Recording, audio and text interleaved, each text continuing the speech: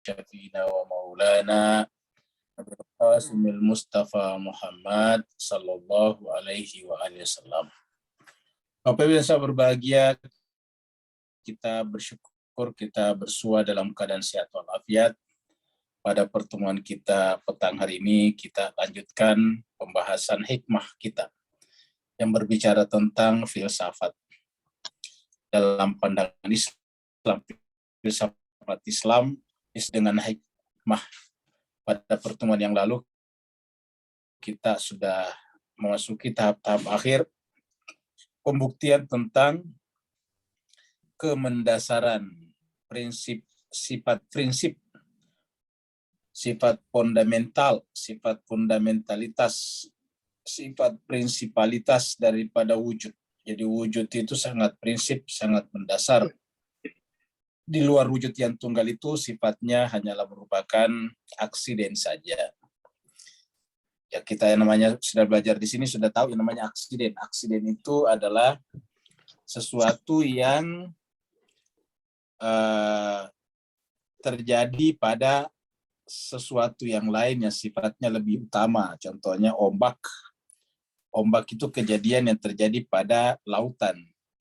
Jadi yang utama itu lautannya. Jadi ombak boleh tidak ada, tetapi lautan tetap harus ada. Kalau tidak ada lautan, ya tidak ada ombak di lautan. Jadi ombak itu adalah aksiden yang terjadi di lautan. Meja itu adalah aksiden yang terjadi pada kayu. Jadi kayu itu utamanya, meja hanyalah aksiden saja. Nah, jadi jemaah sekalian, ya, aksiden ini adalah versi bahasa Indonesia. Kalau bahasa Melayu, Malaysia dan Singapura itu accident, kejadian, peristiwa. Tidak, saya punya di sini baru. Nah, jemaah sekalian, maka oleh sebab itu mari kita teruskan pembahasan kita tentang Syarah Bidayatul Hikmah. Bidayatul Hikmah adalah buku yang ditulis oleh Mullah Sadra, lalu kemudian disyarah oleh Allamah Tabatabai. Dua-duanya adalah ulama tafsir. Mullah Sadra punya tafsir dan Tabatabai juga punya tafsir Al-Mizan. Mari kita masuk ke screen. Kita terakhir sampai di sini ya. Pada kemarin. Nah, ini dia. Ya. Jadi kita sampai di sini. Ya. Nah, jemaah sekalian, jadi kemarin ada yang berpandangan, kita sudah bahas. Ada kelompok yang berpandangan bahwa wujud adalah prinsip dan hakiki, bukan kualitas. Mengajukan kritikan atas pendahuluan kedua. Pendahuluan maksudnya premis kedua di atas. Ini premis-premis kita sudah bicarakan di sini. Premis ini. Ya, ini premis ketiga. Ini adalah premis kedua. Ya, mereka ini yang mengatakan bahwa yang prinsip bukan wujud, tetapi kualitas. Yang bukan wujudnya, tetapi bendanya. Jadi bukan adanya, tetapi bendanya. Itu adalah dibuatkan premis-premis 1, 2, dan 3. Baru dibuatkan kesimpulan oleh buku ini. Lalu kemudian Mas Kaiser Bahagia ini agak berisik. Dokter atau Bu Dokter keluarkan ya. Bu Dokter sama Pak Andri nih. Jadi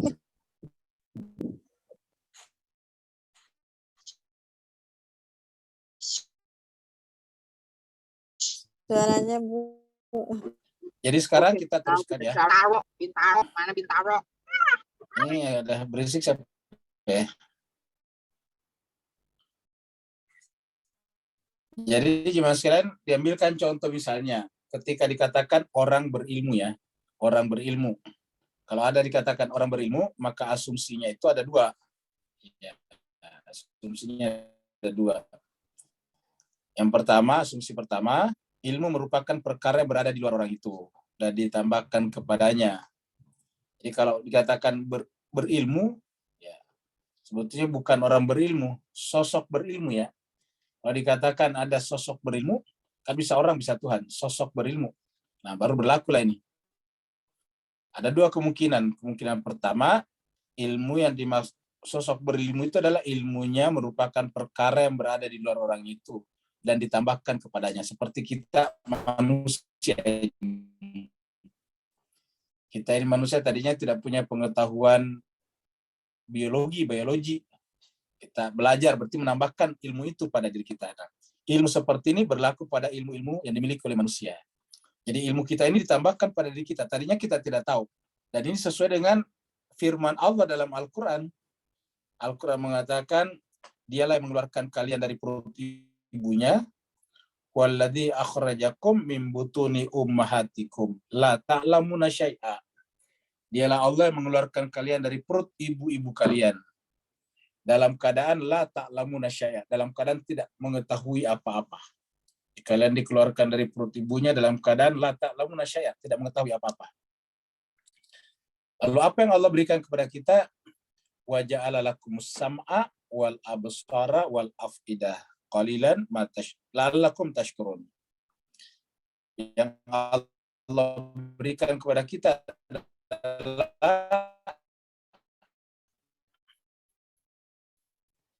pendengaran, penglihatan, dan akal. Mudah-mudahan bersyukur. Jadi bersyukur artinya menggunakan itu semuanya untuk ilmu. Jadi punya ilmu, kita hanya diberikan potensi untuk berilmu. Makanya untuk anggapan pertama, ilmu merupakan perkara yang berada di luar orang itu dan ditambahkan kepadanya. Jadi merupakan perkara yang berada di luar orang itu dan ditambahkan kepadanya. Ilmu seperti inilah yang berlaku pada kita manusia. Anggapan kedua, asumsi kedua, ilmu merupakan bagian dari zatnya sendiri. Nah, Tuhan itu ilmunya bagian dari zatnya. Ya, ia berilmu dengan sendirinya atau dengan dirinya sendiri. Bukan sesuatu yang ditambahkan kepada zatnya. Ilmu seperti ini menyatu dengan zatnya, berlaku pada ilmu Tuhan. Jadi Tuhan itu berilmu bukan karena belajar. Tuhan berilmu bukan karena mendapatkan ilmu dari tempat lain. Tapi memang ilmunya Tuhan itu adalah bagian tak terpisahkan dari dirinya sendiri. Ilmu itu adalah menyatu, inherent, integral dengan zatnya, dengan dirinya sendiri. Seperti itu. Nabi pun tidak. Nabi itu juga mendapatkan wahyu namanya. Jadi wahyu. Jadi dari luar. Nah, kalau Tuhan itu tidak. Jadi kalau dikatakan berilmu, maka ada dua kemungkinan. Berilmu itu artinya memiliki ilmu yang berasal dari luar dirinya ditambahkan pada dirinya, dan itu adalah berlaku pada kita manusia. Yang kedua adalah berilmu dalam pengertian ilmunya itu sudah ada dari awal, sejak zaman asali namanya. Sejak awal Tuhan ada, ya, ilmu itu ada bersama dengan dirinya. Jadi ilmunya Tuhan bukanlah perolehan, bukan didapatkan dari luar, tetapi memang bagian tak terpisahkan dari dirinya sendiri.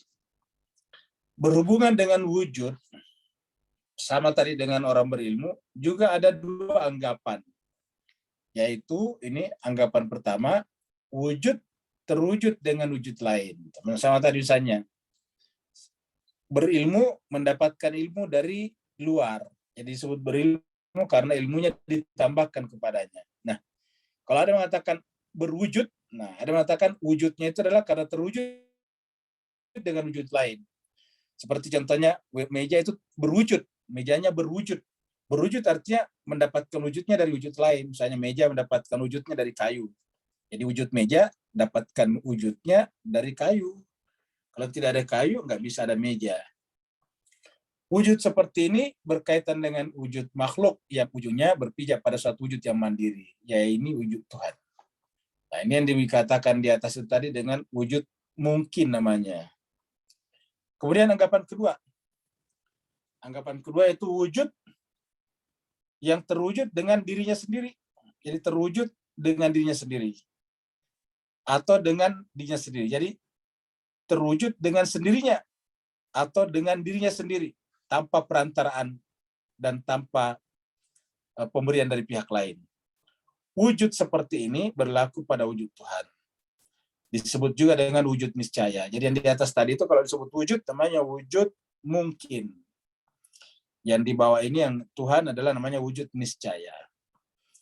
Dengan demikian, jika dikatakan wujud terwujud, maka yang dimaksud adalah anggapan atau asumsi kedua, yaitu wujud terwujud dengan sendirinya atau dengan dirinya sendiri, bukan dengan perantaraan wujud lain, sehingga tidak berkonsekuensi pada terjadinya apa yang disebut dengan tasalsul.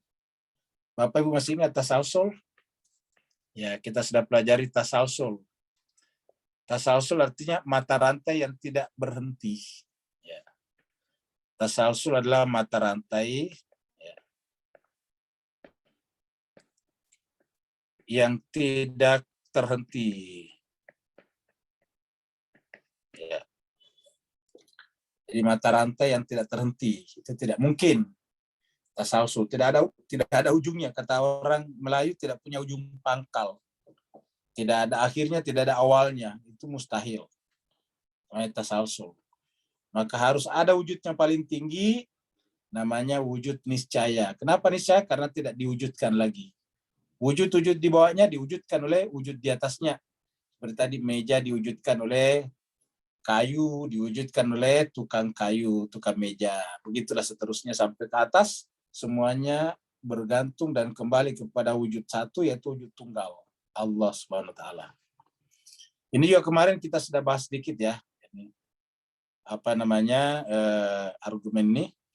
Jadi berdasarkan penjelasan-penjelasan di atas, jadi ada beberapa argumen tentang perbedaan pandangan. Ada yang mengatakan bahwa yang mendasar itu adalah kuiditas, sedangkan yang aksiden adalah wujud. Sedangkan yang dipertahankan oleh buku ini adalah yang mendasar itu adalah wujud. Aksiden itu adalah cuma sekedar kuiditas itu hanya sekedar aksiden. Jadi aksiden itu adalah kejadian yang datang belakangan. Aksiden. Aksiden dari bahasa Inggris, aksiden, kejadian. Kecelakaan kan biasa itu aksiden. Jadi kecelakaan itu adalah sesuatu yang terjadi pada sesuatu yang ada sebelumnya, yaitu mobil. Disebut kecelakaan kereta atau mobil karena ada keretanya. Tidak mungkin ada kecelakaan kereta kalau tidak ada keretanya. Begitu. Tidak mungkin ada kecelakaan pesawat kalau tidak ada pesawatnya. Jadi kecelakaan itu adalah yang terjadi pada sesuatu yang sudah ada sebelumnya. Aksiden namanya. Seperti tadi misalnya ombak, aksiden. Kejadian yang terjadi pada apa yang sudah ada sebelumnya, yaitu lautan. Meja tadi aksiden, yaitu kejadian yang terjadi pada sesuatu yang sudah ada sebelumnya, yaitu kayu. Nah, seperti itu. Berdasarkan penjelasan-penjelasan di atas, kelemahan pandangan lain, maksudnya kelemahan pandangan tentang wujud ini dinisbatkan kepada Dawani. Ya, jadi Dawani ini adalah seorang ulama filosof juga. Ya, jadi artinya Dawani keberatan dengan apa yang dikatakan oleh bukan ini kan Dawani duluan daripada Sadra. Jadi intinya adalah bahwa Dawani berpendapat bahwa tetap wujud ada dua macam, bukan tunggal. Jadi ada wujud untuk Tuhan, ada wujud untuk makhluk. Nah gitu. Itu kalau Dawani. Jadi wujud Tuhan ada, wujud makhluk ada juga. Apabila kita menganggap wujudnya sama, berarti kita melakukan syirik. Kenapa? Karena menyamakan Tuhan dengan makhluk, kan begitu. Jadi menyamakan Tuhan dengan makhluk. Dan itu menurut Dawani atau yang saliran dengannya bertentangan dengan ayat yang mengatakan laisa kamitslihi syai'un. Tidak ada yang serupa dengannya. Jadi dinisbatkan kepada Dawani, sekarang menjadi gamblang. Ya. Jadi kelemahan pandangan Dawani menjadi gamblang setelah ada penjelasan di atas. Dawani berpandangan, jadi kita lihat dulu pandangannya Dawani. Dawani berpandangan wujud adalah yang prinsipil, yang mendasar, yang fundamental, yang hakiki. Jadi wujud adalah yang prinsipil dan hakiki. Jadi ingat, ketika berkenaan dengan wujud Tuhan. Jadi arah kata-kata sini ketika, ya, ketikanya. Jadi wujud itu adalah yang paling prinsip, yang berkenaan dengan wujud Tuhan. Jadi kalau berkenaan dengan wujud Tuhan, nah itu baru wujud itu prinsip, hakiki. Dan wujud juga kualitas. Nah, jadi kata dia itu wujud memiliki dua makna, memiliki dua status. Status pertama adalah prinsipil, hakiki, dan yang kedua adalah kuiditas. Ya. Yang kedua adalah tidak prinsip. Ini. Ya. Jadi wujud wujud itu menjadi prinsip dan hakiki ketika berkenaan dengan wujud Tuhan atau wujud niscaya. Dan wujud juga bisa menjadi kuiditas. Ya. Jadi kuiditas adalah yang prinsip dan hakiki ketika berkenaan dengan wujud makhluk. Ya. Jadi kalau berkaitan dengan wujud makhluk, ya wujud yang aksiden, kuiditas yang menjadi prinsip begitu. Ya, jadi coba kita lihat pandangannya Dawani ini. Jadi Dawani mengatakan kalau berkaitan dengan Tuhan, wujud Tuhan benar. Wujud itu prinsip mendasar. Tapi kalau berkaitan dengan makhluk, ya maka justru terbalik, kuiditaslah yang prinsip, yang hakiki, ya, dan wujud adalah merupakan sesuatu yang sifatnya aksiden. Nah, begitu kalau kata Dawani. Ya. Berdasarkan pandangan tersebut, wujud yang disandangkan pada wujud niscaya bermakna dia adalah wujud itu sendiri. Jadi, berdasarkan pandangan tersebut, wujud yang disandangkan, yang dilekatkan, yang kita predikatkan kepada wujud niscaya, ini wujud niscaya adalah Tuhan. Wujud niscaya, ya, seperti ini wujud Tuhan, wujud niscaya, bermakna dia adalah wujud itu sendiri. Jadi dia adalah wujud itu sendiri. Ya. Yani dia terwujud dengan dirinya sendiri. Sedangkan wujud yang disandangkan pada kuiditas, jadi sedangkan wujud yang disandangkan kepada kuiditas, ingat kuiditas selain wujud niscaya, kayu, bumi, semesta itu namanya kuiditas.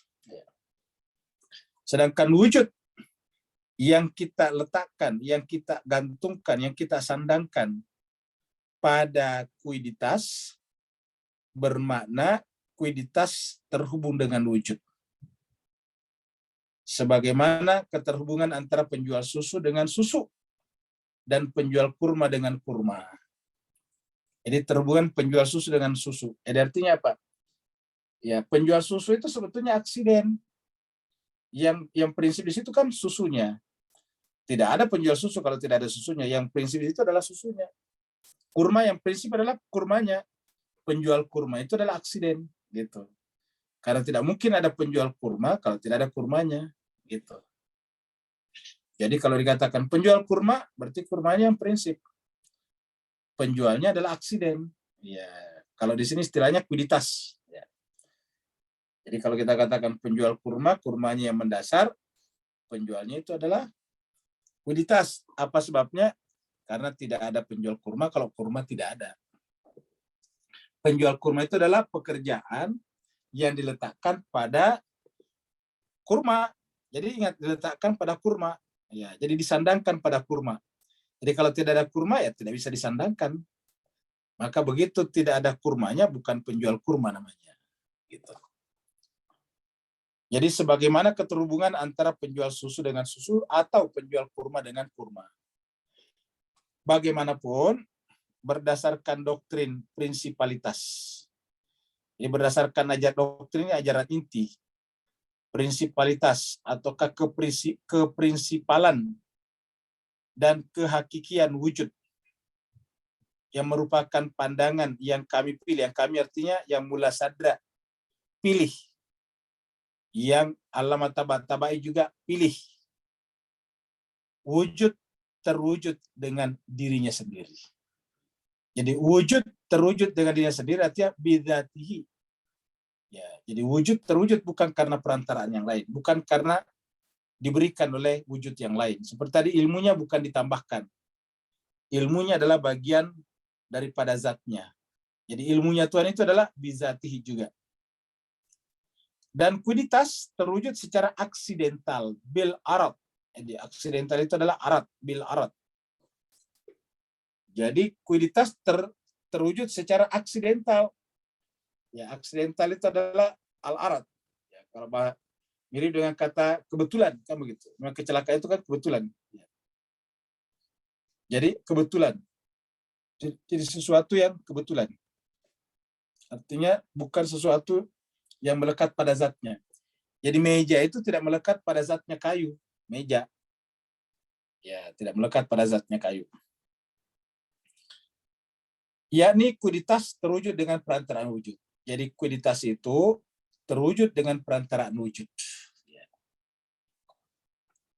Kelemahan pandangan ini, pandangan tadi dawani, yang dikatakan pandangan ini adalah dawani tadi ya, dawani. Ya, ini tadi nih. Ya, yang tadi kita bicarakan di mana tadi sini dawani. Jadi kelemahan pandangan dawani sudah dijelaskan pada materi sebelumnya. Di kata buku ini silakan merujuk pada bukti pertama tentang prinsipalitas dan kehakikian wujud. Menurut pandangan ini, prinsipalitas dan kehakikian kuiditas terjadi jika terhubung dengan wujud niscaya. Jadi kuiditas juga menjadi prinsip apabila terhubung dengan wujud niscaya. Prinsipalitas dan kehakikian kuiditas terjadi jika terhubung dengan wujud niscaya. Gitu.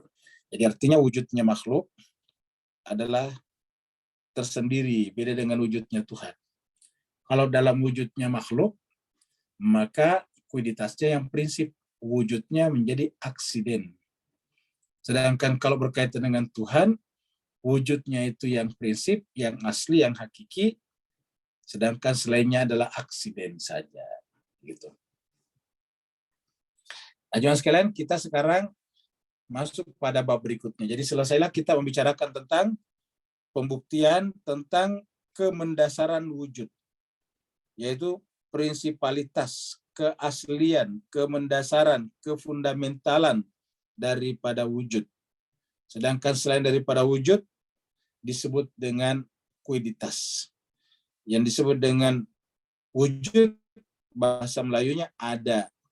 Yang namanya kuiditas seperti meja ada, meja adalah kuiditas. Perahu ada, perahu adalah kuiditas, ada adalah wujud. Indonesia, Singapura, Malaysia ada, itu adalah Singapura itu Indonesia, Malaysia itu adalah kuiditas, sedangkan ada adalah wujud. Nah, seperti itu. Sekarang kita masuk pada pembahasan berikutnya, bab baru. Wujud merupakan hakikat tunggal yang bergradasi. Jadi ingat, wujud merupakan hakikat tunggal. Sama kata-kata qul huwallahu ahad. Ilahukum ilahun wahidun. Ya, wahdahu la ilaha illallah, wahdahu la syarikalah. Jadi ada kata wahid, ada kata ahad, ada kata wahdah. Dan nanti itu lebih dalam dibahas terutama oleh Ibnu Arabi tentang apa yang disebut dengan ahadiyah. Kemudian wahidiyah, lalu kemudian wahdaniyah. Nah, jemaah sekalian, ini adalah bab 15. Wujud merupakan hakikat tunggal, tetapi bergradasi. Jadi ingat, wujud tunggal, tetapi bergradasi. Ya. Nah, ini yang dibicarakan ini cukup panjang ini, yang Arabnya. Sekarang kita langsung ke terjemahannya. Para pendukung pandangan prinsipalitas dan kehakikian wujud berbeda pendapat di antara mereka sendiri.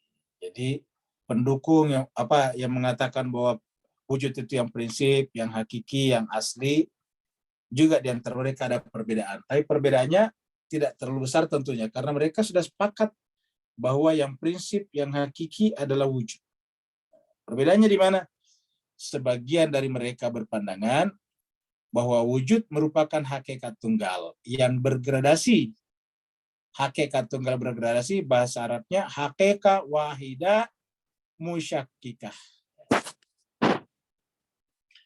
Ada mereka berpandangan bahwa wujud merupakan hakikat tunggal yang bergradasi. Bahasa Arabnya haqiqah, wahidah, musyakkikah. Ya, kalau bahasa Arabnya al-haqiqah, al-wahidah, al-musyakkikah. Hakikat, hakikah, wahidah, musyakkikah. Hakikat, wahidah tunggal, musyakkikah bergradasi. Gradation, bergradasi. Musyakkikah itu bergradasi, bertingkat-tingkat. Seperti kalau kita melihat cahaya itu bergradasi. Semakin menjauh dari pusatnya, semakin redup ya cahayanya. Pandangan ini dinisbatkan kepada Pahlawiyun. Pahlawiyun, ya, Bapak sekalian, Pahlawi itu dari kata Pahlavi.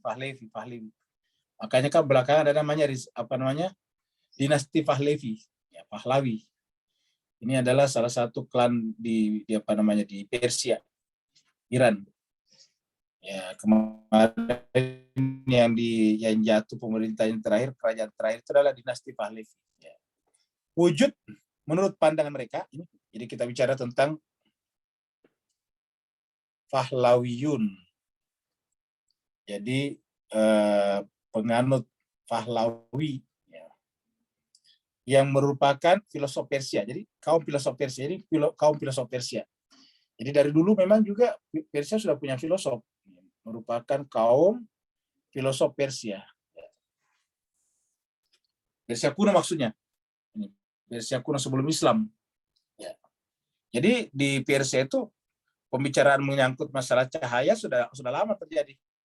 Perlu kita sampaikan bahwa agamanya orang Persia sebelum Islam masuk itu adalah agama Zoroaster yang biasa diistimbatkan dengan api, biasa dinisbatkan kepada api.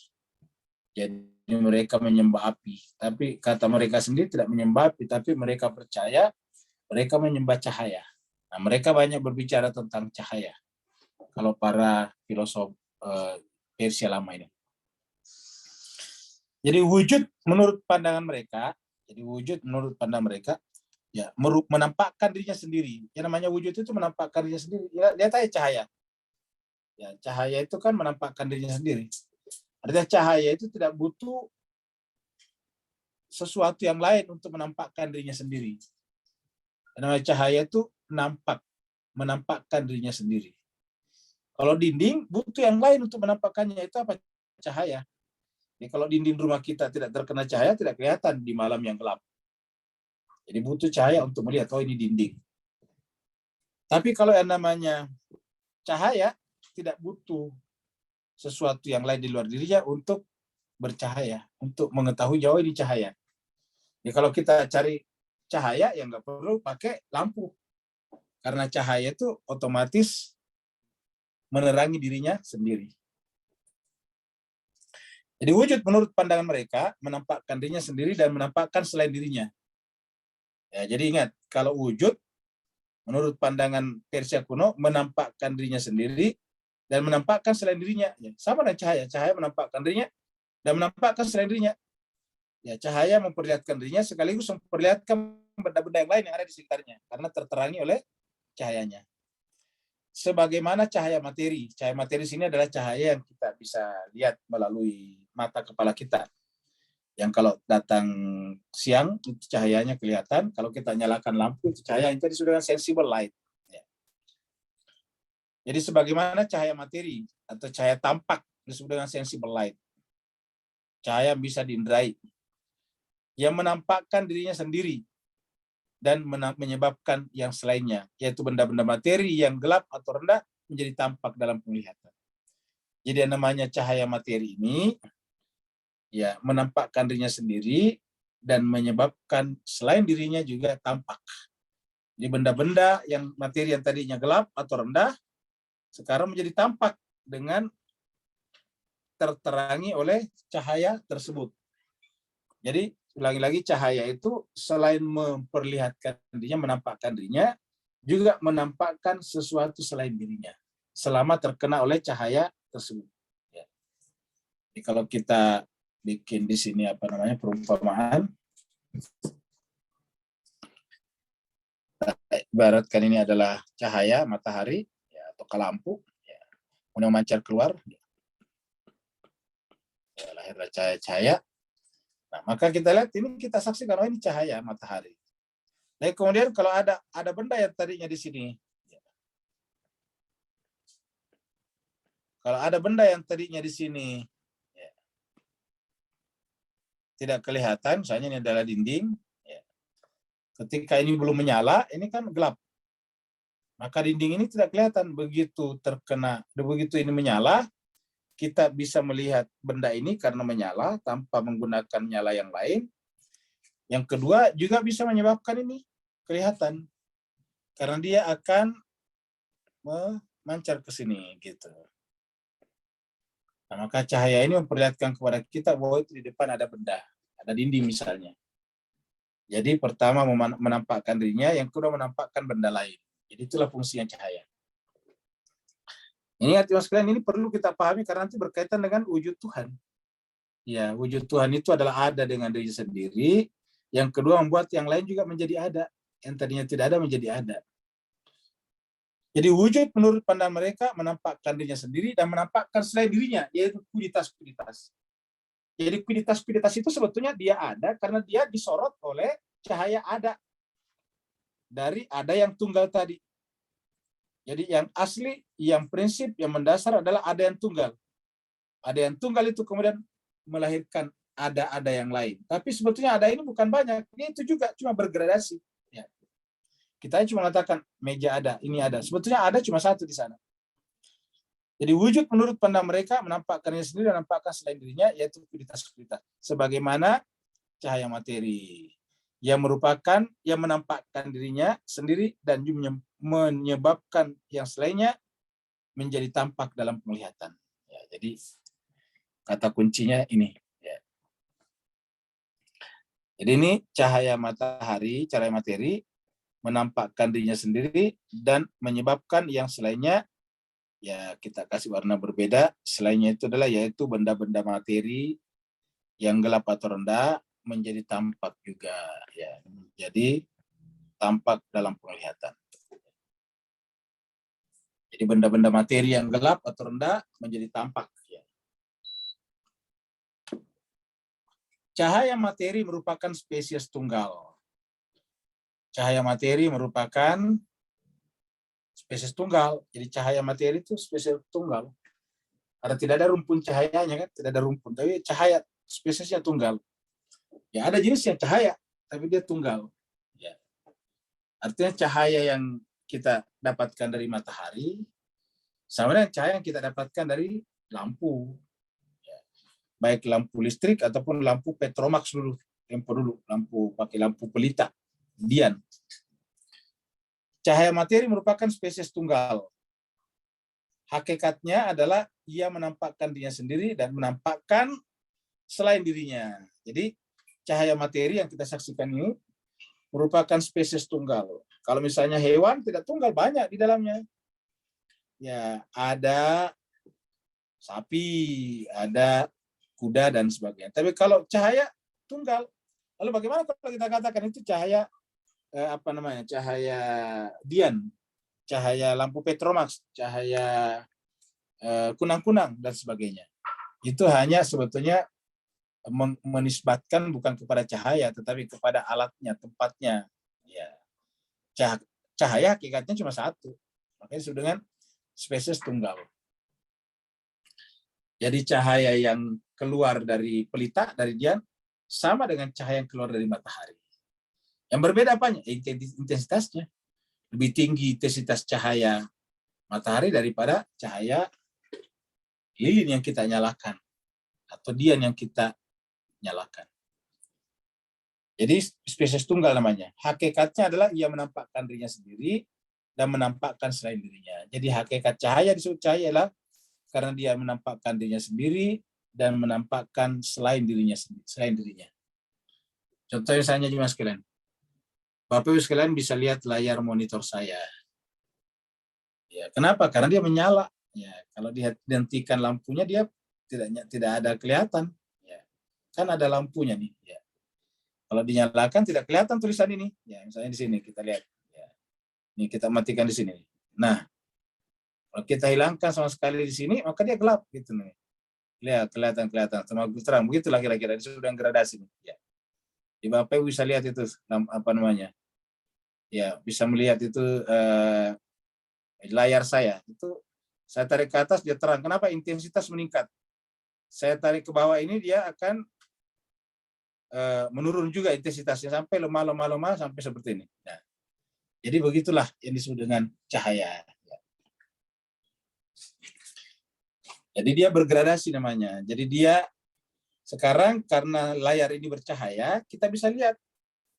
Nah, sekaligus menyaksikan tulisan ini. Kalau tarik gelap ya, tulisan ini tidak terbaca. Jadi dia menerangi dirinya dan menerangi tulisan ini. Sehingga tulisan ini bisa kita baca dengan baik.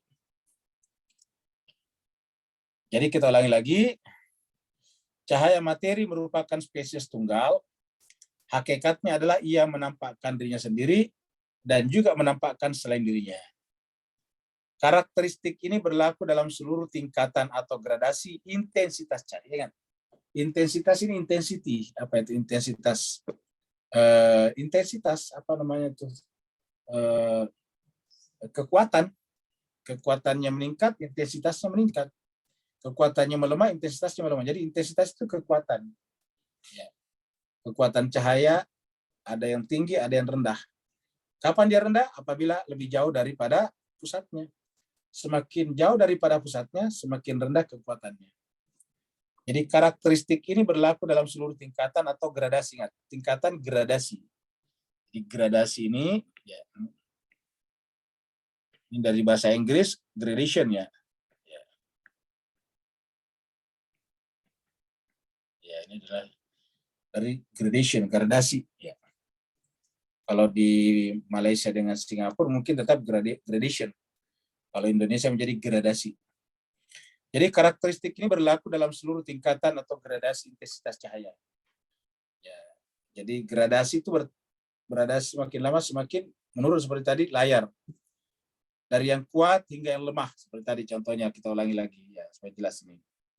Ketika dia tarik ke atas ini, dia kuat nih, kuat terang. Ditarik ke bawah, artinya diredupkan, artinya intensitasnya melemah ini. Melemah. Ini namanya gradasi nih. Ya. Ini gradasi di layar kita karena lampunya diredup dan diterangkan. Tapi bisa saja tetap begini, ada yang redup. Kenapa? Kalau dia jauh dari pusat. Ya. Jadi ini bisa melahirkan gradasi. Jadi karakteristik ini berlaku dalam seluruh tingkatan atau gradasi intensitas cahaya, dari yang kuat hingga yang lemah. Dan meliputi pula kejamakan, yaitu multiplicity. Jadi artinya setelah cahaya itu menerangi semua, kelihatanlah banyak. Ada dinding, ada meja, ada ini dan itu. Maka dengan demikian dia meliputi multiplicity, ya, meliputi kejamakan. Meliputi juga diversity, keragaman. Jadi ada multiplicity dan ada diversity. Ya. Ada multiplicitas dan ada diversitas. Diversity ya. Jadi ini adalah keragaman. Kalau ini adalah kejamakan. Kalau ini keragaman. Ya. Apa namanya? Jamak itu seperti misalnya hewan-hewan jamak. Ada onta, ada kambing, ada sapi. Tapi dalam satu seperti misalnya kuda, beragam lagi macam-macam jenis kuda. Nah, gitu. Maka cahaya yang memiliki intensitas kuat, cahaya yang memiliki intensitas kuat sama dengan cahaya memiliki intensitas lemah. Artinya cahaya sebagai cahaya tidak bisa kita katakan. Contohnya tadi, kita ulangi lagi. Ya. Kita terang, ya tetap cahaya. Kita ini tetap cahaya namanya. Ya. Artinya definisi cahaya tidak berubah. Lalu kenapa kita katakan ini terang? Ya intensitasnya. Kenapa kita katakan redup? Ya intensitasnya. Tapi ini tetap cahaya, ini tetap cahaya, ini tetap cahaya, ini tetap cahaya, ini tetap cahaya. Gitu. Ini tetap cahaya, gitu seterusnya. Ya, jadi tidak berubah definisi cahayanya ataukah nama cahayanya. Ya, walaupun intensitasnya berubah. Jadi karakteristik ini berlaku dalam seluruh tingkatan atau intensitas cahaya. Jadi cahaya itu tidak berubah. Jadi cahaya yang memiliki intensitas lemah atau disebut dengan cahaya yang kuat sama dengan cahaya yang lemah, yaitu yang memiliki intensitas lemah. Ya, dalam aspek kebercahayaan kan sama-sama cahayanya namanya. Cahaya lilin sama dengan cahaya matahari kan? Cahaya lilin, cahaya candle sama dengan cahaya matahari. Cahaya dian sama dengan cahaya bulan sebagai cahaya. Ingat, sebagai cahaya. Cahaya sebagai cahaya. Ya. Jadi cahaya kuat, maksudnya intensitasnya kuat, tidak ada bedanya dengan cahaya intensitasnya lemah. Tetap sama dengan cahaya. Ya. Dari sisi cahaya, dari sisi kebercahayaan. Dan sebaliknya, cahaya lemah sama dengan cahaya kuat. Dalam aspek kebercahayaannya juga. Dari atas ke bawah, bawah ke atas sama. Ya. Intensitas cahaya kuat bukanlah merupakan pembentuk, penyusun, ciri kebercahayaan. Jadi intensitas cahaya kuat bukanlah merupakan pembentuk. Ya. Sehingga kemudian kita mengatakan ini cahaya A, B, C, D. Ya. Sehingga membedakan cahaya dari yang bukan cahaya. Bukan. Kita katakan kalau lemah bukan cahaya. Nanti dikatakan cahaya kalau terang. Enggak. Mau kuat seperti matahari, mau lemah seperti lilin, tetap cahaya namanya. Cahaya tidak berubah maknanya pada lilin ataupun pada matahari. Jadi Bapak sekalian, mudah-mudahan perumpamaan yang kita selalu bolak-balik sampaikan ini bisa ditangkap. Karena ini berbicara tentang wujud. Ya. Karena nanti yang susah Bapak sekalian ya, kesulitan terbesar para filosof Yunani dan filosof-filosof Romawi awal, termasuk orang seperti misalnya penganut filsafat Neoplatonis. Ya, filsafat Neoplatonis itu adalah Plato baru. Ini berlanjut daripada teori Plato. Kesulitan terbesar itu adalah menjelaskan bagaimana caranya yang tunggal itu menjadi jamak. Mereka semua percaya, termasuk Plato, percaya bahwa semuanya bermula dari yang satu. Walaupun misalnya Plato tidak menggunakan kata Tuhan, tidak menggunakan kata Allah, tapi menggunakan kata the one. Jadi Plato mengatakan bahwa ini bermula dari the one, puncaknya adalah yang satu. Nah, tetapi Plato tidak mampu menjelaskan bagaimana caranya yang satu itu bisa kok jadi banyak. Kan satu ini tiba-tiba jadi banyak. Ya, jadi majemuk, ada meja, ada macam-macam, ada planet saja banyak sekali macamnya, bintang-bintang banyak macamnya. Bagaimana caranya yang satu bisa menjadi banyak? Nah, itu kesulitan menjelaskannya. Datanglah nanti penganut Neoplatonis. Ya. Penganut Neoplatonis mengatakan bahwa ya the one yang satu menjadi banyak melalui proses yang disebut dengan emanasi. Jadi mereka menganut emanasi, yaitu melebur. Jadi melebur ke bawah. Jadi seperti Bapak sekalian melebur, ya seperti es, melting. Jadi dia melebur itu artinya mencair. Seperti es itu, es kalau disimpan kan, apalagi kemudian temperatur menjadi panas, maka airnya meleleh. Lelehannya kemana-mana. Nah, itu yang disebut dengan melting, melt. Itu yang disebut dengan yang disebut dengan istilah melebur. Ya, jadi melebur. Jadi itu adalah kata Neoplatonis. Jadi cahaya kuat sama dengan cahaya lemah dalam aspek kepercayaan, begitu ya sebaliknya lemah ke kuat sama juga. Intensitas dari cahaya kuat bukanlah merupakan pembentuk. Jadi intensitasnya bukanlah pembentuk daripada kepercayaan. Ya, jadi bukan merupakan ciri kepercayaan. Ya, ciri kepercayaan ini kesulitan menerjemahkan yang dikasih aslinya nih, constituting differential. Ya. Yang membedakan cahaya dari yang bukan cahaya. Jadi kalau yang lemah tidak bisa dikatakan bukan cahaya, tetap cahaya namanya. Sedemikian sehingga cahaya lemah menjadi bukan merupakan cahaya, itu tidak seperti itu. Jadi yang lemah tetap cahaya. Dan bukan pula aksiden di luar hakikat cahaya yang ditambahkan kepada cahaya. Jadi cahaya itu tidak mendapatkan tambahan dari luar. Jadi cahaya itu yang kuat bukan karena mendapatkan sesuatu dari luar. Cahaya kuat ya karena memang sumber cahayanya kuat. Jadi cahaya kuat itu bukan karena mendapatkan tambahan. Seperti tadi misalnya ilmunya Tuhan. Ilmunya Tuhan itu bukan karena tambahan dari luar. Beda dengan ilmunya kita manusia. Ilmunya kita manusia tambahan dari luar. Ya. Bukan dari dalam diri kita. Ingat tadi ayatnya, la ta'lamuna syai'a. Keluar dari perut ibu dalam keadaan tidak mengetahui apa-apa. Dari kelemahan dari cahaya lemah. Jadi kelemahan dari cahaya lemah, maksudnya lemahnya intensitas dari cahaya lemah tidak menyebabkannya keluar dari cakupan spesies cahaya, bukan keluar dari cahaya. Dan tidak pula ia tersusun dari cahaya dan kegelapan. Jadi Bapak sekalian, kalau ada yang agak redup, bukan berarti di sana bercampur cahaya dan kegelapan. Ya. Jadi kalau kita lihat cahaya, ada yang redup, bukan karena bercampur dengan kegelapan. Karena kalau cahaya bercampur dengan kegelapan, berarti ada dua entitas, cahaya dan kegelapan. Sedangkan kegelapan itu tidak punya entitas. Kegelapan itu adalah negatif dari cahaya. Jadi namanya kegelapan itu adalah ketiadaan cahaya. Jadi kita ulangi lagi di sini, yang namanya gelap,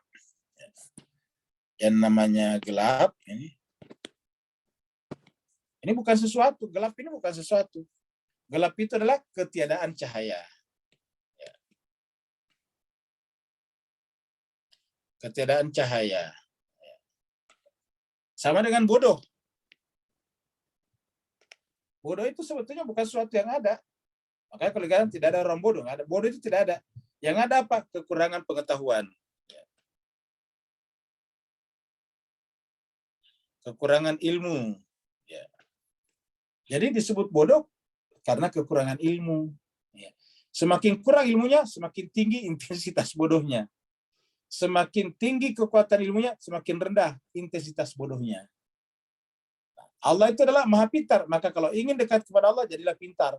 Karena semakin banyak ilmunya, semakin tinggi intensitas ilmunya, dan berarti semakin mendekati Al-Alim yang maha mengetahui. Begitu juga dengan cahaya. Semakin tinggi intensitas cahaya kita, semakin mendekati sumber cahaya. Semakin rendah intensitas cahaya diterima, berarti semakin jauh dari cahaya. Sampai ketika tidak mendapatkan cahaya sama sekali, namanya gelap. Jadi gelap bukanlah apa-apa. Gelap itu adalah bentuk negasi daripada cahaya. Nah, begitulah juga dengan hak. Ya, hak. Al-haq. Ya. Al-haq itu mau kebalikannya ya. Batil ya, batil. Ini namanya batil. Ya. Ini namanya batil di sini. Batil itu apa? Batil itu adalah ketiadaan kebenaran. Ya. Ketiadaan kebenaran. Nah, ketika tidak ada kebenaran di sana, batil namanya. Tidak ada hak ya, batil. Gitu. Di perbuatan yang tidak benar, batil namanya. Karena tidak ada kebenaran di sana. Nah, jadi semua yang sebelah kiri ini, gelap, bodoh, dan batil, ini adalah bentuk negasi dari sebelah kanan. Yang sebelah kanan ini adalah kebenaran. Ini adalah keilmuan, ini adalah cahaya, gitu. Jadi cahaya, ilmu, dan kebenaran sebetulnya hakikatnya sama saja. Ya. Jadi ilmu, kebenaran, karena ilmu itu adalah kebenaran. Ilmu itu adalah cahaya. Ya. Cahaya menerangi, ilmu menerangi. Nah, jadi kita ulangi bahwa ini semua tidak punya wujud. Ini hanya karena yang punya wujud itu adalah cahaya. Ketika cahayanya tidak ada, gelap namanya. Ketika cahayanya gelap, ketika cahayanya rendah, intensitasnya rendah, redup namanya, temaram. Ya. Kalau pengetahuannya banyak sekali kurangnya, bodoh namanya. Kalau kekurangannya tidak banyak, agak bodoh namanya. Ya, begitu. Jadi ketiadaan kebenaran begitu ya dengan batil. Nah, Bapak Ibu sekalian, mari kita lihat contohnya dalam Al-Quran. Mari kita lihat, ini ada ayat di sini. Ya. Surat 17. Ya, kita lihat Al-Qurannya. Ayatnya 80.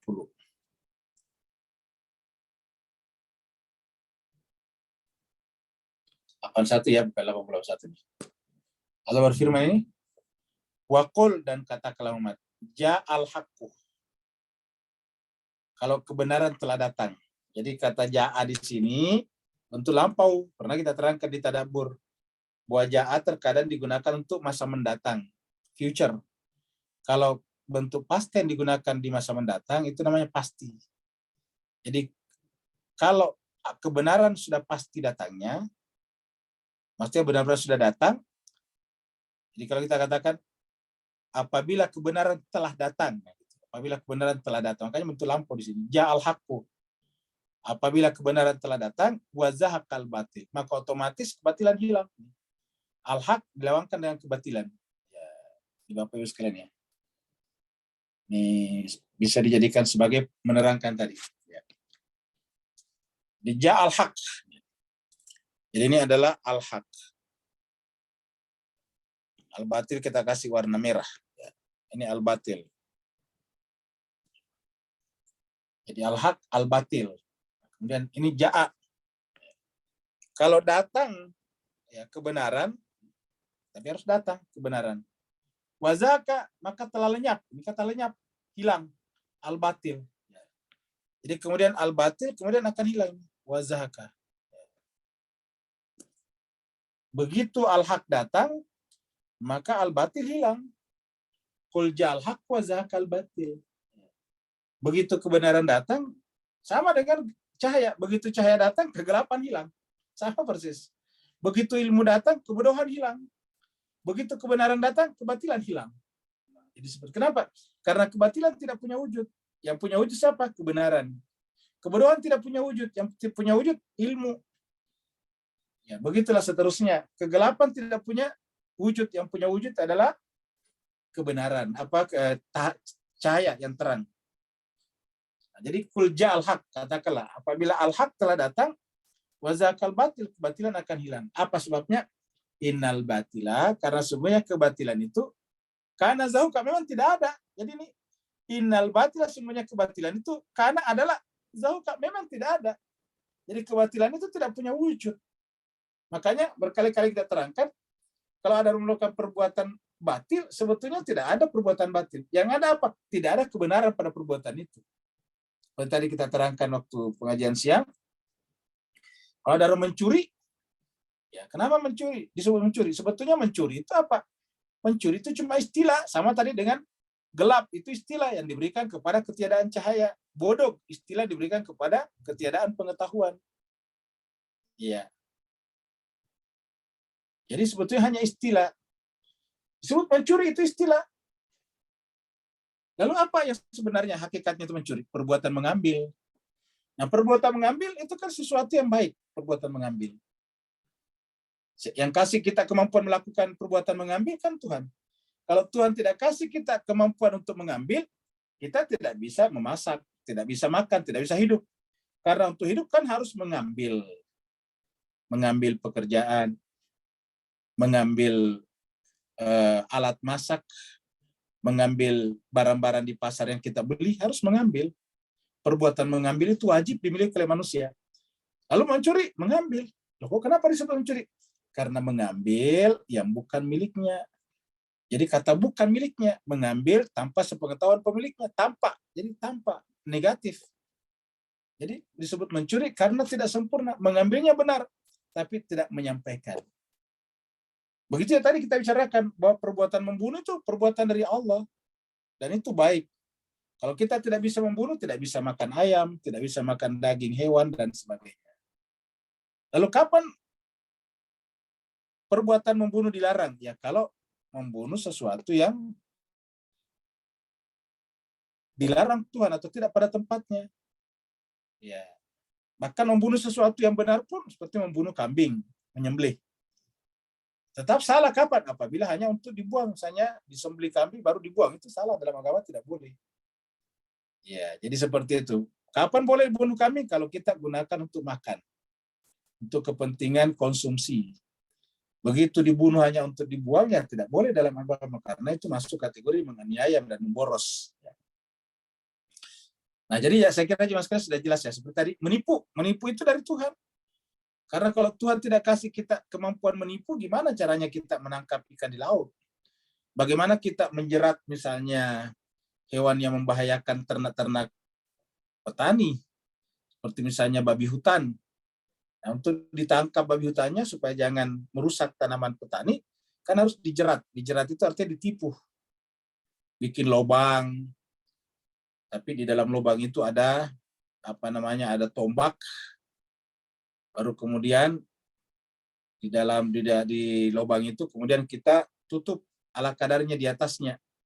Begitu babinya lewat, terprosok masuk ke dalamnya, kena tombak, mati. Nah, begitu. Kan namanya menipu. Menipu babi hutan. Iya. Seperti tadi ceritakan, kalau kita main bola, menendang ke penalti, menendang ke gawang. Kita tendang, pura-puranya ke kanan, tapi bolanya ke kiri. Kan menipu namanya. Menipu kiper. Nah, gimana sekali bahagia? Perbuatan itu semuanya menipu. Kalau kita main badminton, bulu tangkis, itu kita nipu. Kita pura-puranya pukul bola ke kiri, jatuhnya ke kanan, pura-puranya pukul bola jauh ke belakang, taunya di depan, begitu. Pura-puranya membuang bola di depan, taunya jadinya ke belakang, melebar ke belakang. Nah, jadi itu tipu menipu. Lalu kapan tipu menipu tidak boleh? Ya kalau mengorbankan orang lain, hak orang lain. Itu. Nah, jadi seperti itu lagi Mas Keser baik. Jadi sebetulnya perbuatan itu baik. Karena apa? Kebatilan itu tidak punya wujud. Innal batila kana zahuqa. Kebatilan itu tidak ada. Lenyap. Kata-kata zahuqa itu memang tidak ada. Sesuatu yang tidak ada. Innal batila kana zahuqa. Jadi kita artikan, sungguhnya kebatilan itu adalah sesuatu yang tidak ada. Atau tidak ada disebutnya dengan lenyap. Ya. Karena memang di sini juga kata lenyap. Zahaqa jadi zahuqa. Jadi ini adalah zahaqa. Ini adalah kata kerjanya adalah masdarnya zahuqa, lenyap. Nah, jadi Mas Keser sebagai mudah-mudahan bisa dipahami ya. Ya, jadi ini adalah ayat yang paling bagus kita jelaskan. Nah, jadi kita sudah teruskan lagi tadi. Ya. Jadi ulangi lagi dari sini tadi, intensitas dari cahaya kuat bukanlah merupakan pembentuk atau penyusun ciri kebercahayaan yang membedakan dari yang bukan cahaya. Sedemikian rupa sehingga cahaya lemah menjadi bukan merupakan cahaya, bukan karena lemahnya cahaya sehingga dikatakan bukan cahaya. Lemahnya cahaya tetap cahaya. Dan bukan pula aksiden di luar hakikat cahaya ditambahkan kepada cahaya. Jadi adanya cahaya yang terang bukan karena ada sesuatu yang ditambahkan pada cahaya. Dia lemah bukan karena adanya yang dikurangkan dari cahaya. Dan kelemahan dari cahaya lemah tidak menyebabkannya. Jadi ingat, kelemahan dari cahaya lemah tidak menyebabkannya keluar dari cakupan spesies cahaya. Dan tidak pula ia tersusun dari cahaya dan kegelapan. Dan dia juga tidak tersusun dari cahaya dan kegelapan. Jadi cahaya dan kegelapan nggak bisa campur. Makanya kalau dikatakan jangan campur kebenaran dan kebatilan, itu saya secara pribadi tidak terima terjemahan itu. Karena tidak mungkin kebenaran dan kebatilan dicampur aduk. Minyak dan air saya tidak saya campur, apalagi kegelapan dan kebatilan. Di wala talbisul haqqa bil batil, kalau saya terjemahkan bukan, terjemahnya tidak mengatakan jangan mencampur adukan yang hak dan batil. Tapi wala talbisul haqqa bil batil. Jangan menggunakan pakaian kebenaran untuk melakukan kebatilan. Mana contohnya pakaian kebenaran? Kata khalifah. Tapi kerjanya melakukan kebatilan, bunuh orang, dan sebagainya, mengadu domba masyarakat. Padahal namanya khalifah. Ya, khalifah itu adalah terminologi yang bersandar kepada Allah, khalifatullah. Ya. Jadi karenanya pakaian kebenaran, jangan gunakan pakaian itu melakukan kejahatan. La talbisul haqqa bil batil wa taqtumul haqqa wa antum ta'lamun. Sementara kebenarannya kalian sembunyikan. Intensitas cahaya kuat tercakup dalam aspek kebercahayaannya. Jadi intensitas cahaya kuat tercakup dalam aspek kebercahayaannya. Demikian pula kelemahan dari cahaya lemah. Ya, jadi kelemahan cahaya itu ada di dalam kebercahayaannya. Cahaya kuat ada di dalam kebercahayaannya, bukan ditambahkan dari luar. Atau kalau dia lemah bukan karena dikurangkan. Yang ada adalah cahaya memang sifatnya adalah bergradasi. Apa namanya bergradasi? Semakin jauh dari pusat, semakin lemah intensitasnya, dan karenanya tidak begitu terang. Dengan demikian, cahaya memiliki rentang yang lebar berdasarkan tingkatan dan derajat dalam kekuatan dan kelemahan intensitasnya. Jadi kalau misalnya tadi gambar di sini, Katakan di sini ada,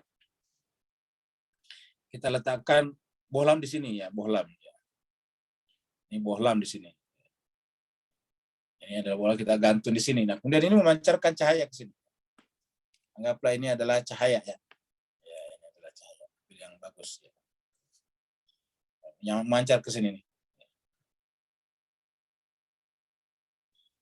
Nah, jadi jemaah sekalian, kita lihat ya, ketika sampai di sini,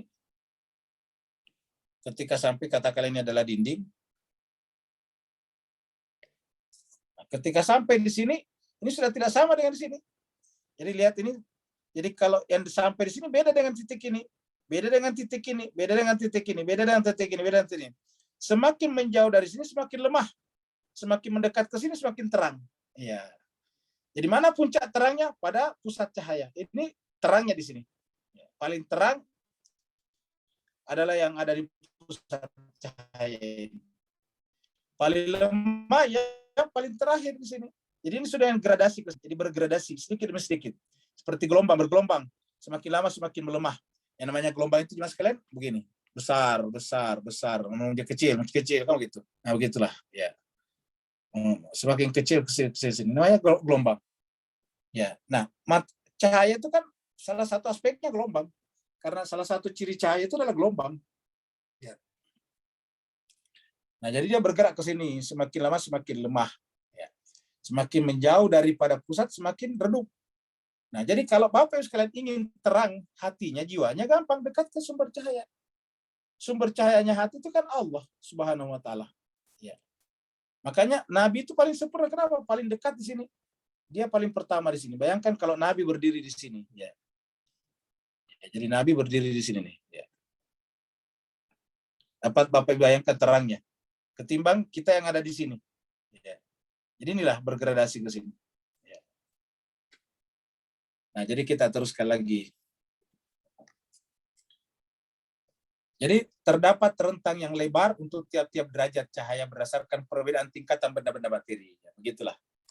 Jadi semakin benda ini anggaplah titik ini benda ini semakin mendekat ke sini semakin besar intensitas cahaya yang dia terima. Semakin menjauh semakin rendah intensitas cahaya. Kata semakin rendah intensitas cahaya adalah bahasa awamnya semakin lemah cahayanya. Semakin tinggi intensitas cahayanya artinya semakin tinggi, semakin kuat cahayanya. Ya. Seperti itu pula, ya. Seperti itu pula wujud. Seperti itu pula wujud merupakan hakikat yang tunggal. Jadi seperti itu pula wujud merupakan hakikat yang tunggal. Ya. Wujud merupakan hakikat yang tunggal. Jadi ingat, wujud merupakan hakikat yang tunggal. Ahad. Qul huwallahu ahad.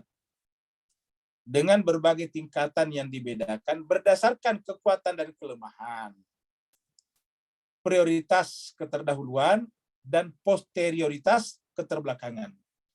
Jadi berdasarkan prioritasnya, dia terang. Berdasarkan posterioritasnya, lemah. Semakin prior, semakin mendekat kepada pusat cahaya, semakin terang. Semakin posterior, semakin menjauh dari pusat, semakin dia gelap. Semakin redup maksudnya. Dan sebagainya. Jadi Bapak sekalian ini kita mulai menerangkan tentang gradasi namanya. Ya. Hal yang menjadi pembeda di antara tingkatan-tingkatan wujud tidak lain adalah hal yang sekaligus merupakan kesamaan di antara mereka. Dan apa yang membuat mereka berbeda adalah sekaligus yang membuat mereka satu dan sama. Cahaya itu berbeda intensitasnya, tapi tetap satu dalam hal cahaya. Oleh karena itu, karakteristik masing-masing tingkatan bukanlah bagian pembentuk ataupun penyusun wujud. Jadi perbedaan itu bukanlah pembentuk wujud. Jadi memang wujud itu tunggal, tetapi sekaligus dia bergradasi. Gradasi itulah yang kemudian melahirkan benda-benda di sekitar kita. Sehingga benda-benda yang ada di sekitar kita butuh pada wujud-wujud yang ada di atasnya, yang lebih tinggi daripada dirinya. Nah, sehingga jemaah sekalian berbahagia, paling tidak sampai di sini, sebelum kita lanjut insya Allah ke depan, kita sudah simpulkan pertama bahwa yang prinsip itu adalah wujud, bukan kualitas. Yang kedua, wujud itu adalah bersifat tunggal. Wujud bersifat tunggal. Tapi pada saat yang sama dia bergradasi dalam seluruh lingkup cakupannya. Jadi tidak ada yang tidak tercakup olehnya. Dan semua yang ada dalam cakupannya itu adalah bergradasi dari pusat wujud kepada yang lain. Ya, semakin lemah. Jadi kalau kita gambarkan di sini, ya, kita anggap di sini ada pusat wujud, ini katakanlah ini adalah wujud tunggal, ya ini. Maka kemudian ada cakupannya di sekitarnya, ya, ada cakupannya di sekitarnya sini. Seperti ini, sini, ya, sini. Ya. Nah, semakin mendekat ke sini semakin terang, semakin jauh ke sana semakin, ya ini semakin, ya semakin dekat ke sini semakin terang, semakin jauh semakin redup. Kenapa? Intensitas. Nah, ini yang kita sebut dengan gradasi wujud. Inilah melahirkan tingkatan-tingkatan ya alam alam kegelapan, alam mineral. Kegelapan itu sebetulnya hakikatnya tidak ada, paling di bawah karena dia tidak ada. Dia ketiadaan. Kemudian masuk kepada alam madah, namanya alam alam mineral. Terus naik ke atas alam nabati, tumbuhan. Naik ke atas hewani, begitu seterusnya sampai kepada yang paling tinggi. Ini adalah bergradasi. Dan Mas Kaiser sebagai yang paling dekat di sini tentu adalah Ahmad. Yang ketika dia menemukan, ketika dia bersatu dengan wujud jasadinya, namanya Muhammad. Terima kasih banyak Bapak Ibu sekalian atas kehadirannya. Mudah-mudahan bisa menambah sedikit pengetahuan kita berkenaan dengan memahami Allah. Ini kan adalah makrifat kepada Allah. Dengan makrifat yang sesungguhnya, sehingga jangan sampai kita terjebak kepada kesyirikan atau bahkan terjebak pada ketidaktahuan. Sementara awal daripada agama kata Nabi adalah awaluddin ma'rifatullah, kata Imam Ali. Awal daripada agama adalah ma'rifat kepada Allah. Yang mau bertanya dipersilakan. Assalamualaikum Ustaz. Waalaikumsalam warahmatullahi wabarakatuh. Silakan Pak Nur. Alhamdulillah, azim barakallahu fiik. Ustaz, soalan saya berkenaan dengan ilmunya antara Ahmad dengan Muhammad tadi, sebab walaupun saya susun balik saya, afwan. Dalam tauhid zati, Muhammad dengan Ahmad tadi, sisi gradasi ilmunya tadi, beri pencerahan dalam fawajadaka dalam fahada Ustaz. Afwan, barakallahu fiik. Baik. Jadi Mas Kaiser bahagia, kita sampaikan di sini dulu bahwa pada saat paling dekat di sini kan namanya adalah Ahmad, paling dekat di sini. Nah, Ahmad inilah yang bergradasi ke bawah. Cahaya dia kan dari Ahmad kan yang ke bawah di sini kan yang keluar dari sini juga. Ya, jadi yang keluar ke sini, jadi kita ganti dulu nih. Ya. Ini yang keluar dari sini kan itu juga yang bergradasi ke bawah. Kan begitu. Artinya cahaya yang keluar dari pusat itu yang bergradasi ke bawah sini. Ya. Nah, ketika pertama kali keluar sini adalah Ahmad, kan berarti sebetulnya Ahmad yang bergradasi ke bawah sini. Makanya bahkan membentuk seluruh alam kan begitu. Makanya disebut dengan rahmatan lil alamin. Maka dikatakan wa ma arsalnaka illa rahmatan lil alamin. Karena ini semua yang bergradasi ke bawah sana. Karena kalau kita teruskan kan semua ke sana nih, ya. Bentuk semuanya seperti ini, ya. Jadi semuanya ini adalah alam terbentuk berdegradasi dari puncak. Nah, ini semua yang keluar adalah dari pusat cahaya. Pusat cahaya adalah Tuhan, wujud, yang kemudian setelah itu kemudian Ahmad. Dari Ahmad lah kemudian bergradasi keluar terus-menerus. Artinya melalui Ahmad lah gradasi ini terjadi. Nah, Mas Kaiser bahagia ketika Ahmad ini menemukan wujud jasadinya, katakanlah wujud jasadi di ujung sini, maka lahirlah namanya Muhammad. Tetapi Muhammad itu tetap dalam dirinya adalah Ahmad. Disebut Muhammad karena dia punya wujud jasadi. Kalau dalam bahasa Arab dia namanya isim fa'il gitu. Pelaku. Jadi ketika pelaku ada baru disebut dengan tambah mim. Muhammad. Ya, musaddiq. Ya, itu namanya adalah musaddiq yang membenarkan. Itu adalah mim, pelaku orang yang membenarkan. Muhammad orang yang terpuji. Jadi adalah pelakunya. Nah, jadi ini apa namanya? Ini adalah terjadi gradasi terus-menerus ke bawah, ya. Sampai kemudian tapi dengan demikian pada saat dia berjumpa dengan Muhammad, berjumpa dengan jasadnya, hakikatnya Ahmad berjumpa dengan dirinya sendiri. Karena Ahmad itu adalah keluar dari Allah, dimasukkan serbahagia, maka kita katakan untuk mengenal Allah, mengenal Ahmad. Mengenal Ahmad melalui yang ditangkap panca indera adalah Muhammad. Ya. Nah, bagaimana dengan kata-kata wawajadaka dhallan fahada? Wawajadaka dhallan fahada. Artinya apa, Jimas Keser bahagia? Kata-kata dhallan itu adalah kan Nabi Muhammad kita ini tubuhnya dari materi juga. Benda-benda. Nah, benda-benda ini kan sebetulnya adalah paling sedikit cahayanya, benda-benda. Nah, jadi wawajadaka dhallan, kami menemukan wujud jasadimu dari tanah. Dan tanah itu adalah alam maddah yang paling jauh dari sini. Ya, kita sebut dengan dhallah. Dhallah itu artinya gelap. Gelapnya bukan gelap sekali tapi gelap. Ya. Jadi gelap. Jadi di ujung cahaya ini. Dhallah. Lalu kemudian fahada. Dari mana hadanya? Ya Ahmad. Jadi Ahmadlah yang menjelma ke dalam jasad Muhammad bin Abdullah itu. Sehingga kemudian dia adalah merupakan apa itu tadi? Rahmatan lil alamin. Begitu ini berjumpa dengan ini, lahirlah rahmatan lil alamin. Maka kaknya di situ adalah kepada Muhammad yang di dalam dirinya adalah Ahmad. Seperti itu. Jadi wawadaka dhallan fahada. Kita bisa juga asalkan kita berusaha ke situ. Kita tadinya berada di alam sini, kita bergerak menuju ke atas, tetapi ingat karena kita ini adalah orang yang pengetahuannya sangat sederhana, kita butuh berpegang kepada tangannya Muhammad. Yang kita tadi bicarakan dengan kata Bismillah. Ya, Bismillah kita tuliskan tadi. Tadi siang kita bahas ini Bismillah ya. Gini. Ya, Bismillah ya.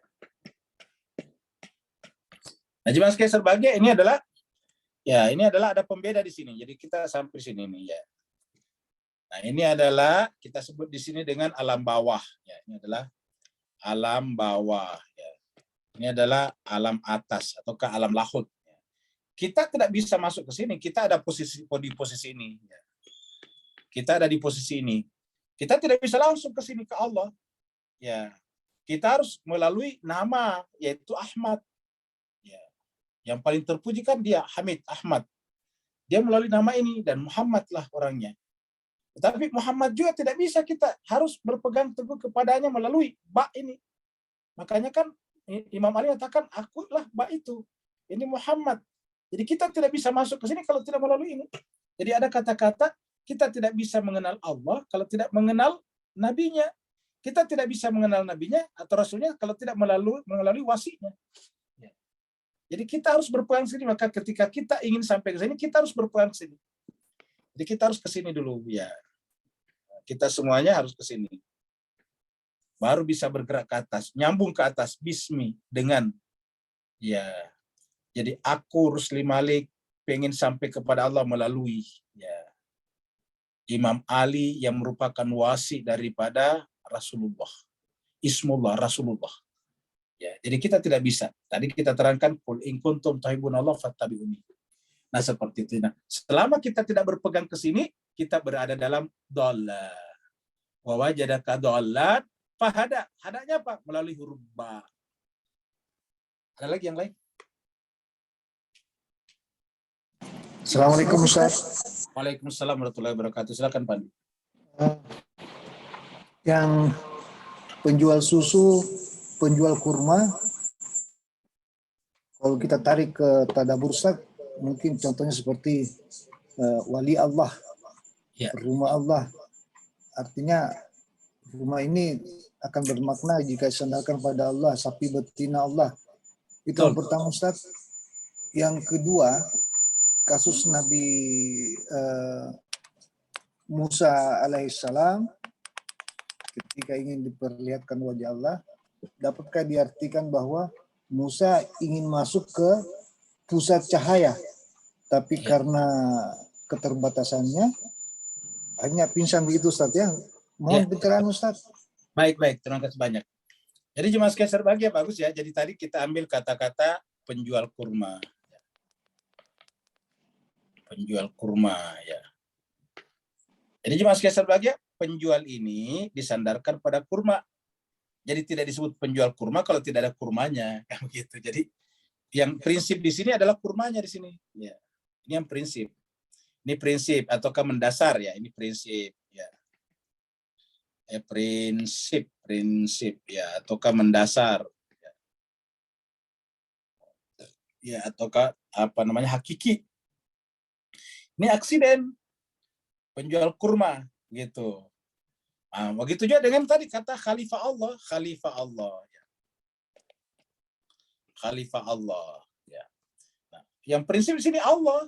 Khalifah ini adalah aksiden. Nanti dia bermakna kalau sandar kepada Allah. Jadi sebetulnya bukan khalifah yang sungguhnya kalau tidak sandar kepada Allah. Iya. Bukan penjual kurma kalau tidak sandar kepada kurma. Bukan khalifah Allah kalau tidak sandar kepada Allah. Nah, jadi ini adalah prinsip, ini adalah aksiden ikut ke sini. Ini diangkat oleh ini. Ya. Ini juga diangkat oleh ini. Kalau ini tidak mau datang ke sini bukan penjual kurma namanya. Gitu. Nah, jadi jemaah sekalian berbahagia. Jadi khalifah seperti itu. Ya, jadi kalau tidak disandarkan ke sini, ya berarti bukan khalifah Allah Subhanahu wa taala namanya. Terus kemudian apalagi tadi yang kedua itu Pandi? Lupa tadi. Selanjutnya. Pertanyaan lanjutnya tadi Pandi. Yang Nabi Musa Ustaz. Oh ya, coba Musa masuk ke sumber cahaya. Nah, Bapak sekalian ini menarik ya jemaah sekalian. Kalau Nabi Musa itu berbeda kasusnya dengan Nabi Muhammad. Ini luar biasa sebetulnya. Karena di dalam Al-Quran itu diceritakan ketika Nabi Musa akan sampai kepada Allah, itu ditanya-tanya dulu. Ya, tanya-tanya dulu apa yang ada di tanganmu. Berarti kan dia masih ada sesuatu yang tidak dilepaskan. Wahai Musa, apa itu di tangan kananmu? Dia biadika. Ya. Apa yang ada di tangan kananmu itu? Biyaminika. Ya. Apa yang ada di tangan kananmu itu? Ya. Matilka yang mengatakan matilka biyaminika. Matilka biyaminika. Apa itu yang ada di tangan kananmu? Dia katakan hiya asaya. Dia adalah tongkatku. Ya, tongkat. Saya banyak gunanya di tongkat dan seterusnya. Lalu Tuhan menyuruh lemparkan tongkat itu. Jadi ada upaya-upaya seperti itu. Nah, sedangkan kalau Nabi Muhammad kita ketika terjadi Isra atau terjadi Mi'raj, itu tidak ada kayak seperti itu. Nabi langsung aja naik ke atas. Bahkan disebutkan bahwa Jibril sudah tidak bisa ke atas. Nabi naik ke atas. Ya, bagi Jibril, Sidratul Muntaha itu masih tertutup. Ya. Sidrata, Yaghsha, Ma Yaghsha masih tertutup oleh sesuatu yang menutupinya. Tetapi Nabi bisa ke atas. Dan dia benar-benar menyaksikan tanda kebesaran Allah Subhanahu wa taala. Nah, jadi seperti itulah. Jadi kenapa? Karena Nabi Muhammad itu memang cahayanya paling terang. Ya, baru kemudian nabi-nabi yang lain mengikut di belakangnya. Termasuk diantaranya Nabi Musa alaihissalatu wassalam. Jadi makanya kalau kita baca kasusnya Nabi Musa itu, di situ Tuhan perkenalkan dulu namanya. Wahai Musa, innani ana Allah. Sungguhnya aku ini adalah Allah. La ilaha illa ana, tidak ada Tuhan selain aku. Fa'buduni, maka sembahlah aku. Ya. Waqimis sholata lidzikri. Begitulah seterusnya. Baru ditanya tadi apa itu di tangan kananmu. Kamu sekarang ada di lembah tua, maka kemudian lepaskanlah na'laika, yaitu kedua terompahmu, sepatumu, sendalmu. Nah, kalau ini tidak terjadi pada Nabi Muhammad kita sallallahu alaihi wasallam. Bahkan yang ada di dalam Al-Qur'an disebutkan innallaha wa malaikatahu yusalluna 'alan nabi. Ya, Nabi di sini maksudnya adalah Muhammad bin Abdullah. Nah, jadi seperti itulah jemaah sekalian berbahagia. Jadi dengan demikian, ya kita ini menempuh model seperti Nabi Musa. Ya. Nabi Musa, makanya ini adalah kita menempuh wilayah umum. Masih ingat pembahasan kita Irfan, wilayah umum dan wilayah khusus. Kalau Nabi Muhammad wilayahnya khusus. Puncak wilayah umum adalah pada Nabi Isa. Ya, Nabi Isa wilayah umum. Nah, kita itu adalah melewati wilayah umum. Kita tidak bisa masuk dalam wilayah khusus. Ya, seperti itu. Saya kira jemaah sekalian kalau tidak ada lagi ada. Saya Ustaz, Assalamualaikum. Waalaikumsalam. Silakan. Assalamualaikum warahmatullahi wabarakatuh, Ustaz. Saya Ustaz ya. Boleh. Silakan. Oh ya, makasih banyak Ustaz. Kembali kepada gambar tadi yang di apa itu Ustaz? Soal apa Ahmad terus bergradasi terus gitu ya. Sampai kepada ujung itu yang dikatakan tadi Muhammad. Nah, kata Ahmad ini kan kalau dalam bahasa Arab itu kan isim tafdil Ustaz ya. Sangat ya. terpuji ya. Paling terpuji gitu loh. Nah, saya memahaminya, mudah-mudahan saya keliru Ustaz, mohon bisa diluruskan. Yang paling terpuji itu kan tidak yang lain, itu kan apa? Asma gitu loh. Dia gitu. Dalam hal ini Allah gitu loh. Nah, sesungguhnya yang dimaksud Ahmad itu sesungguhnya adalah dia. Nah, inilah yang bergradasi keluar sampai menemukan sosok namanya Muhammad. Ahmad itu sesungguhnya adalah Allah sesungguhnya ya Ustaz. Mohon pencerahan. Assalamualaikum warahmatullahi wabarakatuh. Baik, Waalaikumsalam warahmatullahi wabarakatuh. Dia Allah SWT meletakkan dirinya pada Ahmad. Ya, jadi oleh sebab itulah kata-kata yusalluna ala nabi itu artinya kalau seandainya kita menggunakan bahasa yang gampang dia mengerti, Allah meletakkan dirinya. Innallaha wa malaikatahu yusalluna ala nabi. Allah dan malaikat itu meletakkan dirinya pada an-nabi. Ya. Dari situlah kemudian memancar keluar. Allah dan malaikat meletakkan dirinya pada diri an-nabi. Oleh sebab itu, ya ayyuhalladzina amanu sallu alaihi wasallim taslima. Seakan-akan Allah mengatakan, wahai orang beriman, letakkan juga dirimu pada Muhammad. Karena dengan meletakkan diri pada Muhammad, kita akan berjumpa. Jadi diri Ahmad itu adalah merupakan tempat perjumpaan. Dia adalah tempat liqa hamba dengan Tuhannya. Jadi kita tidak bisa berjumpa dengan Allah kalau tidak melalui Muhammad.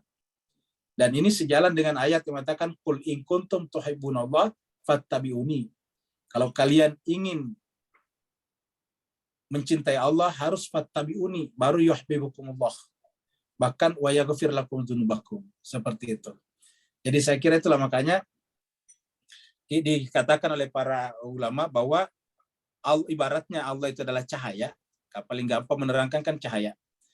Jadi kalau Allah itu adalah cahaya, maka cahaya yang paling pertama terpancar adalah jadi sudah dengan Ahmad. Ahmad itu paling terang. Ya, karena dari kata hamidah terpuji, paling terpuji. Dia adalah superlatif degree. Tingkatan yang paling super. Dalam bahasa Arab namanya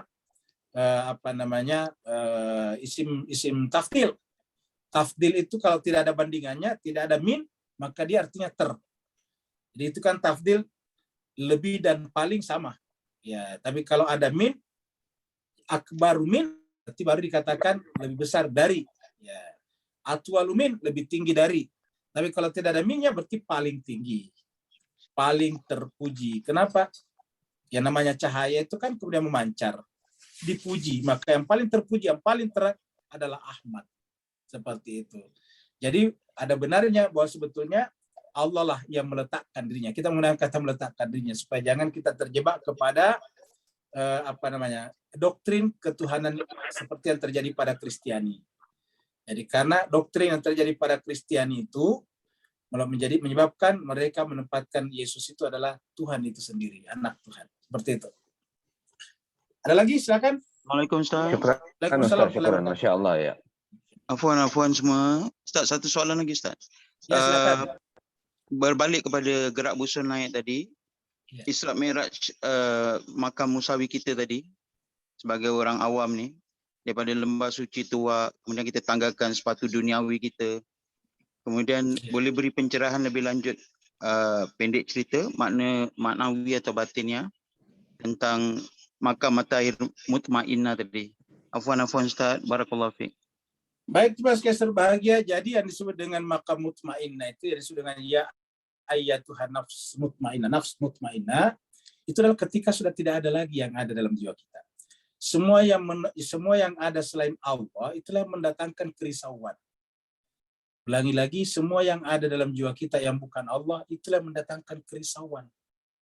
Kita risau akan nasib anak kita karena ada di dalam jiwa kita. Kita risau akan harta benda kita karena harta dalam diri kita. Nah, kenapa Nabi Ibrahim tidak risau ketika disuruh menyembelih putranya? Karena putranya tidak ada dalam jiwanya. Yang ada hanya Allah. Kenapa Nabi Ismail tidak risau ketika ayahnya minta untuk disembelih? Karena dalam jiwanya bukan ayahnya, tapi Allah. Kenapa Siti Hajar tidak risau ketika suaminya meminta putranya untuk disembelih? Karena yang ada dalam jiwa Hajar juga Allah. Jadi kerisauan itu terjadi apabila ada yang mengisi jiwa kita selain daripada Allah. Itulah sebabnya wali-wali Allah adalah wali yang sudah kosong jiwanya dari apapun selain daripada Allah. Ala inna awliya Allahi la khaufun alaihim walahum yazanun. Ketahuilah, camkanlah, catatlah bahwa yang disebut dengan wali Allah itu adalah mereka yang tidak ada lagi rasa khauf dan tidak ada rasa ihsan, tidak ada rasa khawatir, tidak ada juga rasa sedih berkaitan dengan apapun di dalam dirinya. Kenapa? Yang ada dalam dirinya hanya Allah saja. Makanya disebut dengan ala inna auliya Allah.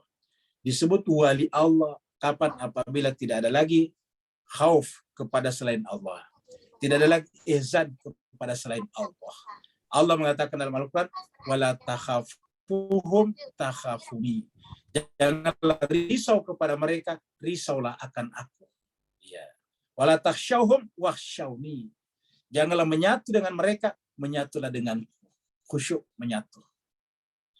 Saya kira Bapak sekalian berbahagia, begitulah. Assalamualaikum Ustaz. Oh ya, Waalaikumsalam. Ada lagi? Ustaz nanya dong. Ya, silakan. Salam sehat Ustaz.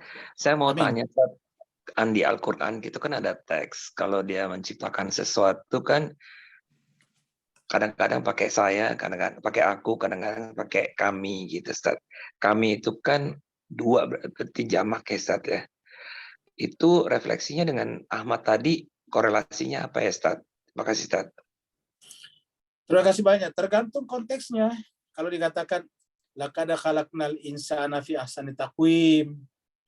Katakan sungguh kami menciptakan manusia dalam rupa yang paling sempurna. Nah, di situ ikut Ahmad di dalamnya, ikut juga orang tua kita. Kalau kita diciptakan ini kan melalui orang tua juga. Jadi makanya Tuhan itu melibatkan orang tua, makanya orang tua kita itu adalah representasi Tuhan paling dekat yang bisa kita lihat selain daripada Nabi. Kalau Nabi kan kita tidak lihat secara fisik. Yang bisa kita lihat secara fisik itu kan orang tua kita. Dia representasi daripada orang tua kita, terutama ibu. Makanya dikatakan al-jannatu tahta aqdami ummahat. Surga itu berada di bawah telapak kaki ibu. Kenapa? Karena ibu itu adalah mewakili Tuhan dalam kehidupan kita secara fisikal. Itulah sebabnya setiap Allah telah berbicara tentang dirinya dalam Al-Quran selalu orang tua. La tusyrik billah wa bil walidaini ihsana. Selalu begitu. Jangan mempersekutukan Allah dan selalulah berbuat baik kepada kedua orang tua. Seperti itu. Saya kira jemaah sekalian pertanyaan Mas Kus tadi adalah yang terakhir. Terima kasih banyak atas kesertaannya. Mohon maaf atas segala kesalahan. Wal-afu minkum. Wassalamualaikum warahmatullahi taala wabarakatuh. Waalaikumsalam warahmatullahi wabarakatuh. Terima kasih Ustaz. Terima kasih Bapak.